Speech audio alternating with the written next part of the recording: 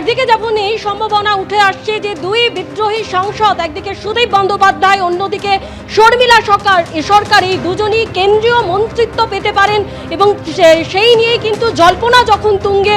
গতকালই আপনারা জানেন যে এনসিপিআই এর সঙ্গে যখন তৃণমূল কংগ্রেসের বিদ্রোহী ব্লক তারা জুড়ে গেল, এই সিদ্ধান্তের কথা জানান কাকলি ঘোষ দস্তিদার এবং তারা তখন জানান যে এবারে তারা রাজ্যের উন্নয়নে একসঙ্গে কেন্দ্রের সঙ্গে হাতে হাত মিলিয়ে কাজ করতে পারবেন।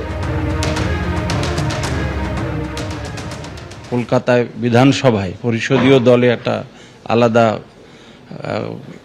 বিভাগ করা হয়েছে, আলাদা করে বসার ব্যবস্থা হয়েছে।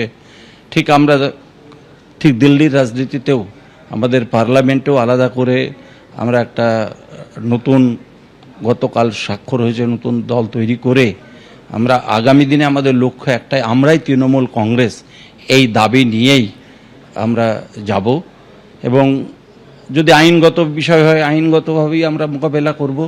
কারণ এই মুহূর্তে বাংলায় সমস্ত যারা দলের সভাপতি আছেন জেলায় তারাও আজকে আমাদের সঙ্গে আছেন, পরিষদীয় দলে 2/3 বেশি আমাদের সঙ্গে আছেন, পার্লামেন্টেও 2/3 বেশি সদস্য আমাদের সঙ্গে আছেন, রাজ্যসভাতেও তাই।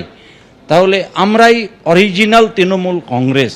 আমরা এইভাবে আগামী দিনে আমাদের দলকে গোটা বাংলায় ঘুরে দাঁড়াবার জন্য একটা চেষ্টা আমাদের অব্যাহত থাকবে।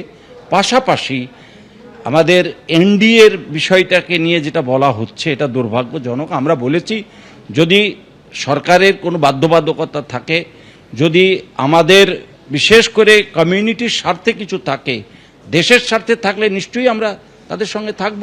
আমরা অনেক বিলেই তো পার্লামেন্টে যখন বিল এসেছে আমরা প্রায় 90% বিলে তাদেরকে সমর্থন করেছি, অপোজিশনকে, শাসক দলকে সমর্থন করেছি এবং আমাদের মাননীয় মুখ্যমন্ত্রী বারবার পরামর্শ দিয়েছেন যে তোমরা সাপোর্ট করো এই সমস্ত বিলগুলো, আমরা করেছি। ঠিক একইভাবে যদি পার্লামেন্টে এরকম কিছু হয় নিশ্চয়ই আমরা তাদেরকে সমর্থন করব। যদি কিছু মাইনরিটির বাংলার ক্ষতি হয় বা বাংলার আমাদের দলের কোনো ক্ষতি হয় নিশ্চয়ই এইরকম কোনো বিল যদি আর নিয়ে আসে আমরা হারগিজ সমর্থন করব না, আমরা বিরোধিতা করব। এবং আমরা চাই যে আমাদের উন্নয়নের বিষয়টা সবথেকে গুরুত্বপূর্ণ। একটা কথা আপনাদের ক্লিয়ার বলছি আপনাদের মাধ্যমে, বিশেষ করে মুর্শিদাবাদের ভোটারের কাছে, যে ভোটাররা আমাদেরকে নির্বাচিত করেছেন অনেক আশা, উন্নয়নের আশা নিয়ে, সেই ভোটারদেরকে আমরা আশাহত করব না। আমরা বিজেপিকে কোনো দিন ডাইরেক্ট বিজেপির সঙ্গে থাকবো না, বিজেপি করব না, এটা আপনারা নিশ্চিত থাকতে পারেন।